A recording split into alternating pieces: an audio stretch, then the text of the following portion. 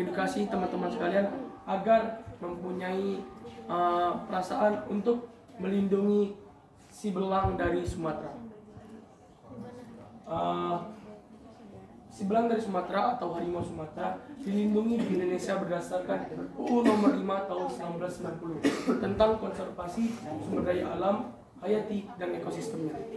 Jadi kami di sini akan memberitahu teman-teman sekalian apa sih cara agar kita berupaya juga untuk melindungi harimau Sumatera yang ada di Pulau Sumatera ini.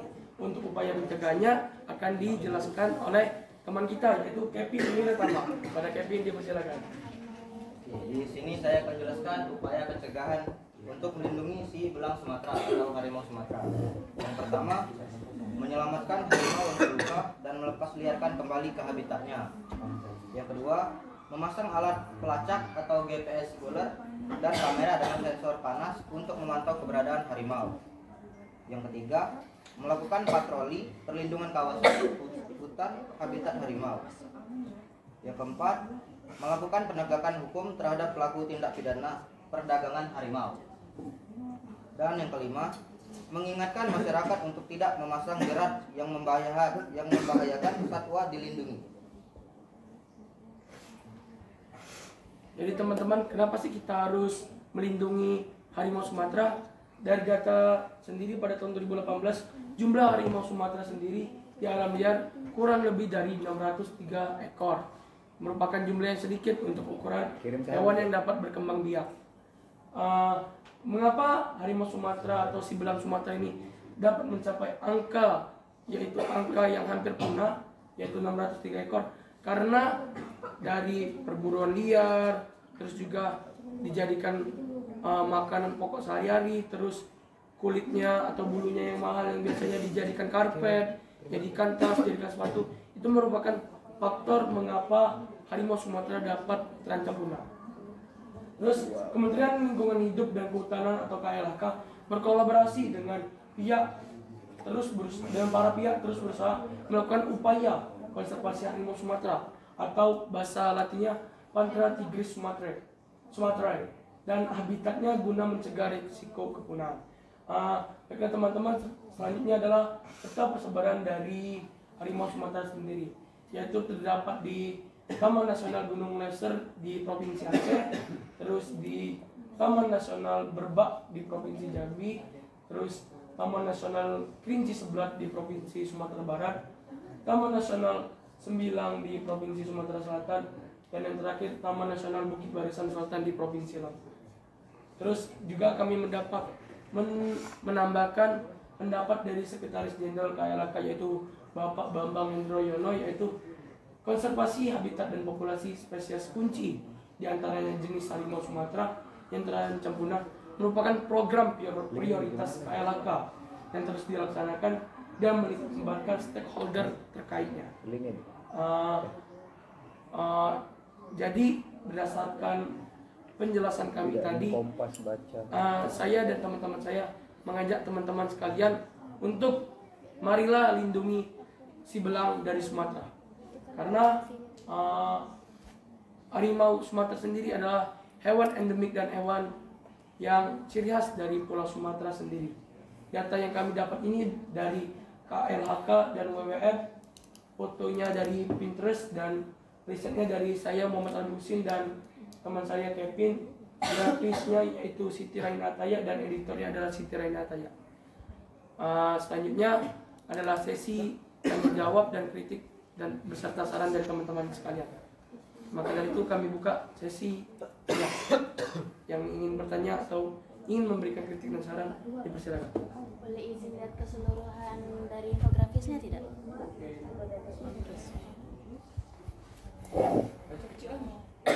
Ya.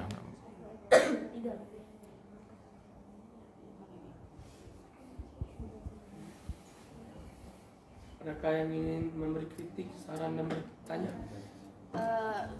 Izin untuk memberikan bukan kritik, lebih ke saran. Ya. Untuk desainnya sendiri sudah sangat bagus dan sangat menarik apabila kita lihat menurut dari perspektif estetikanya. Tapi saran saya daripada gak terlalu banyak teks tersebut, Anda bisa rapikan lagi sedikit atau Anda bisa bikin lebih rapi daripada mengitari seperti itu terlihatnya agak penuh sekali gitu. Anda bisa mengecilkan kalau peta persebarannya sudah alhamdulillah bagus. Kalau untuk harimaunya mungkin agak terlalu besar di situ. Oke. Iya. Terima kasih Anipah atas sarannya. Ada lagi? Oke nih Bras. Poin lain mungkin pertanyaan lah sekaligus kritik. Ya, Nah, silakan. kan itu jumlah harimau Sumatera di alamnya turun dari 600 Kurang lebih. 603 ekor. Nah, itu sendiri data tahun berapa?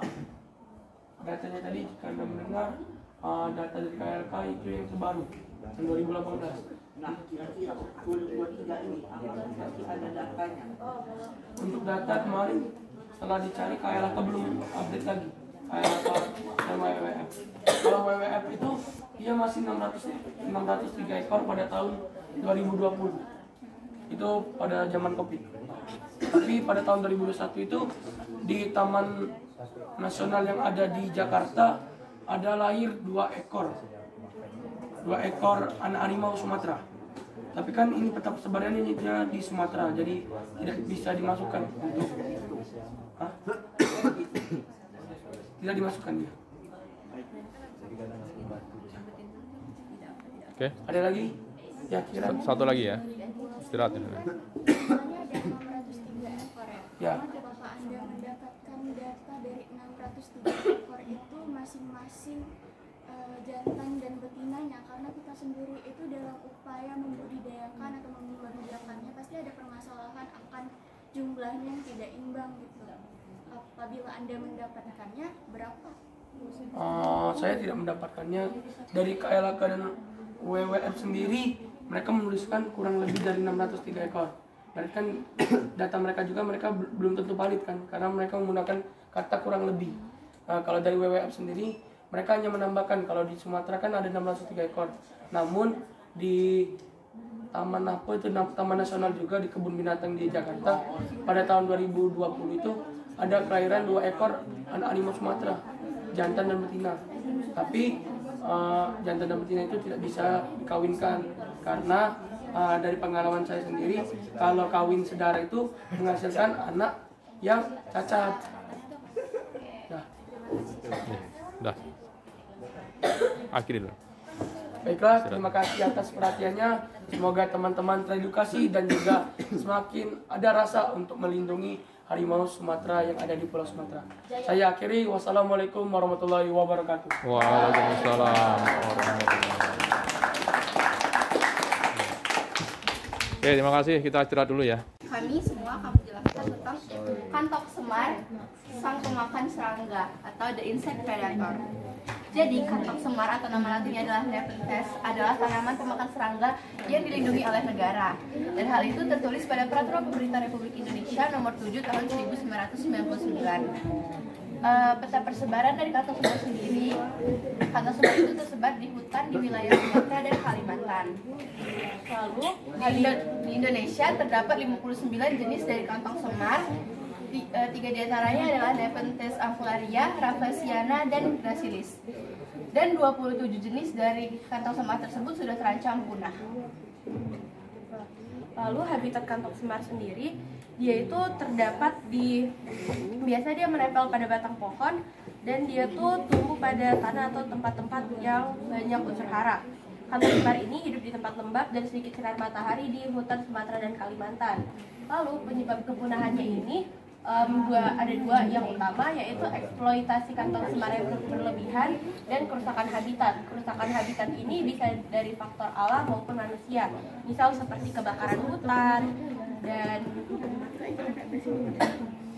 dan perburuan tanaman liar yang ada di hutan Sumatera dan Kalimantan.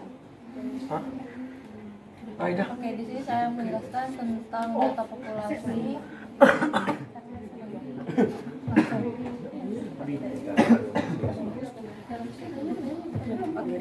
Jadi saya di sini akan menjelaskan tentang data populasi kantong semar.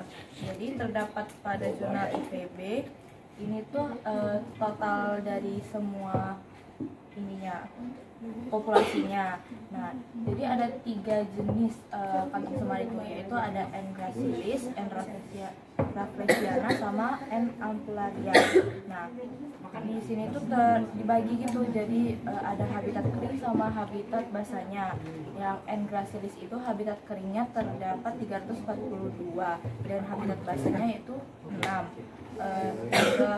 N. rafflesiana itu terdapat habitat keringnya ada 17 dan habitat basahnya ada 1. Dan juga yang terakhir N. ampullaria, habitat keringnya ada 6 dan habitat basahnya ada 39. Dan juga terdapat di IUCN Red List itu jenis-jenis kantong semar yang ada di Indonesia itu terdapat 59 dan juga jenis-jenis kantong semar yang sudah terancam punah itu ada 27. Nah, cara melestarikan kantong semar itu ada 4, yaitu dengan cara membuat penangkaran, membuat papan larangan, melaporkan orang yang berburu satwa langka, dan juga yang terakhir membuat konservasi ex situ. Oke, di sini seperti yang sudah dijelaskan sama Ayla tadi, cara melestarikan kantong semar. Nah, hal itu dapat kita lakukan untuk melestarikan tumbuhan langka di Indonesia ini. Mungkin kita sebagai pelajar belum bisa untuk membuat penangkaran dan membuat konservasi ex situ. Jadi cara yang bisa kita lakukan adalah mengkampanyekan tentang kantong semar ini, mungkin mensosialisasikan tentang tanaman-tanaman langka tersebut agar para siswa seusia kita itu lebih aware tentang tanaman langka di Indonesia. Sekian presentasi kami tentang kantong semar. Terima kasih atas perhatiannya, dan apakah ada yang ingin bertanya dan memberi kritik atau saran? Iya, boleh. Iya, izin bertanya, saya dari kelompok Jerman, Fadila Ramli, nomor 14. Bertanya, itu ada kan cara melestarikan di situ, tapi bolehkah saudari memberitahu bagaimana sebagai pelajar cara melestarikan kantong semar tersebut? Kita menanamnya di rumah, bolehnya. Tadi kami sudah menjelaskan tentang sebagai pelajar kita bisa mensosialisasikan kantong semar tadi supaya pelajar seusia kita tuh lebih aware tentang tanaman langka di Indonesia. Terus juga kita bisa mempelajarinya juga tentang habitat-habitatnya ya, yang tersedia datanya di sini. Oke, maaf ya, 212. Iya, 212 ya, ini bros. Kan itu ada semar. Nah, 59. 50 kan tiga jenis yang ini. Ya.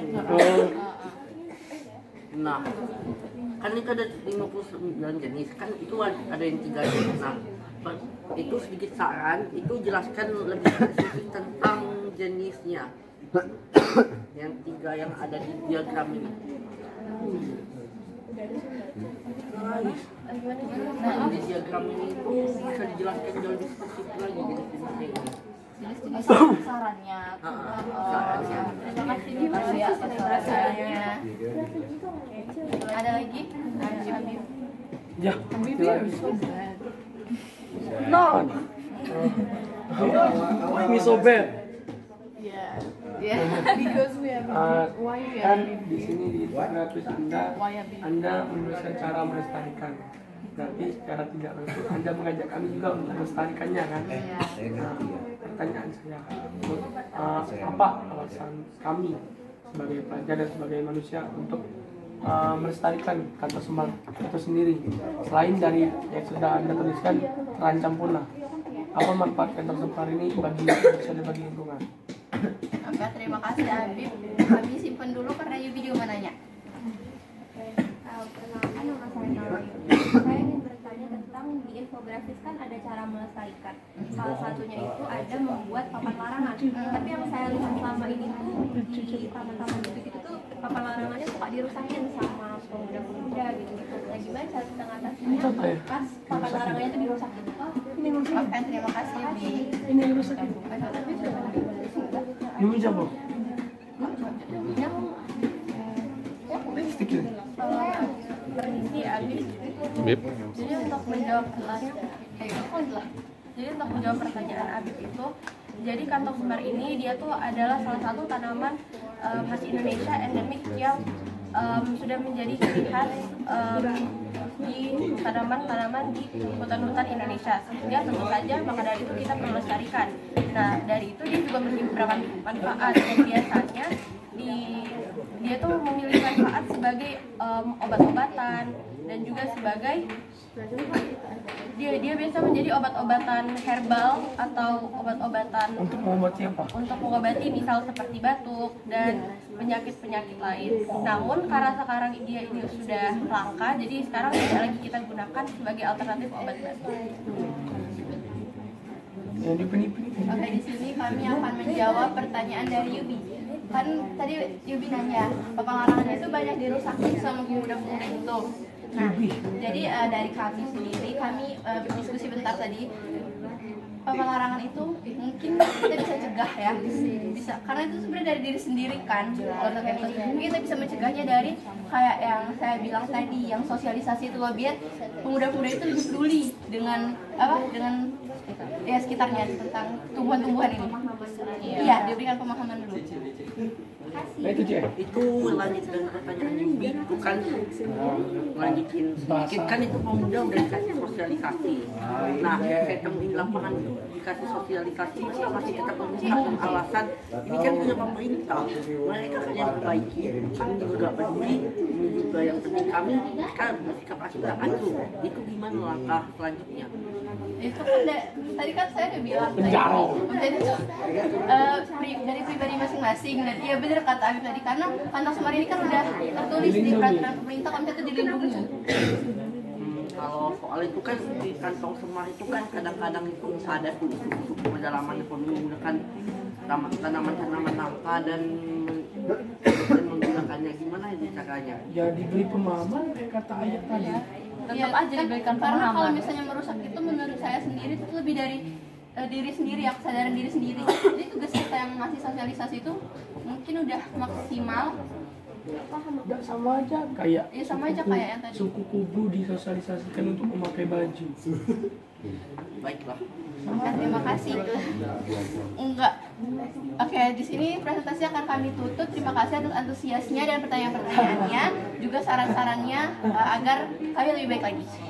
Terima kasih atas perhatiannya. Wassalamualaikum warahmatullahi wabarakatuh. Waalaikumsalam. Oke, ya. Warahmatullahi wabarakatuh. Waalaikumsalam warahmatullahi wabarakatuh. Jadi kami di sini akan mempresentasikan infografis kami yang berjudul Mengapa Burung Ini Dikenal Sebagai Bird of Paradise. Tapi sebelum dari itu kami akan memperkenalkan diri terlebih dahulu. Dimulai dari Perkenalkan nama saya Firman Hatiana. perkenalkan nama saya Rami Zalia. Perkenalkan nama saya Kevin Rizky. Jadi langsung dimulai aja. Kenapa burung ini dikenal sebagai Bird of Paradise? Teman-teman tahu nggak ini burung apa? Tahu. Apa tuh? Merpati. Cendrawasih. Nah, kenapa ya burung cendrawasih ini disebut sebagai burung surga atau Bird of Paradise? Karena nama latin dari burung cendrawasih ini adalah Paradisaeidae. Jadi dari paradis itu bisa diartikan sebagai burung surga. Nah, burung cendrawasih ini dilindungi dalam Undang-Undang Nomor 5 Tahun 1990 tentang konservasi sumber daya alam hayati dan ekosistem. Selanjutnya akan dilanjutkan oleh Kay. Burung cendrawasih ini memiliki ciri-ciri yaitu berukuran kisaran 15 sampai 110 cm, lalu memiliki paruh yang melengkung, memiliki bulu yang panjang dan berwarna-warni. Habitat asal cendrawasih ini berada di daerah dataran rendah dan perbukitan hingga ketinggian 850 mdpl. Selanjutnya, untuk persebaran dan grafik populasi akan dibacakan oleh Evelyn. Untuk persebaran dari burung cendrawasih sendiri, itu ada yang satu itu di bagian Teluk Etna, yang kedua itu ada di Pulau Yapen. Yang ketiga itu di kawasan Cagar Alam Waigeo. Yang keempat itu di Misol Kabupaten Raja Ampat. Terus yang kelima itu ada di pegunungan Arfak, ini di Pulau Papua. Terus yang keenam ini ada 6 itu di pegunungan Tabrau, yang 7 itu di pegunungan Fangfang. Terus dari grafik populasinya itu pada tahun 2002 itu terdapat 10 sampai 15 ekor per km yang dapat ditemukan populasi dari burung cendrawasih ini. Namun pada tahun 2012 itu menurun pada tahun 2012 ini hanya ditemukan 2 sampai 3 ekor per kilometer dari burung cendrawasih ini. Selanjutnya akan dijelaskan oleh Nibros. Untuk penyebab kelangkaannya sendiri adalah pertama, pada habitatnya itu terjadi sebuah kerusakan setelah terdapat sebuah perburuan liar dan perkembangbiakan yang memakan waktu yang sangat lama. Nah, untuk upaya pencegahannya sendiri, kita bisa mengelola kawasan hutan yang menjadi habitat dengan begitu kawasan hutan yang ada dapat jauh lebih baik untuk ditinggali oleh cendrawasih. Selanjutnya, kita dapat menindak tegas pelaku pembunuhan liar dan ilegal burung cendrawasih. Dengan menindak tegas pelaku pembunuhan liar dan ilegal, kita dapat mencegah populasi burung cendrawasih karena mereka sendiri memanfaatkan burung cendrawasih untuk kepentingan tertentu. Ya, kita bisa melakukan penangkapan pengembangan. Sedikit menambahkan dari ini data tahun 2010 dan 2012 adalah data yang kami temukan untuk saat ini. 2000 dan 2012 hanya itu saja yang kami dapat temukan.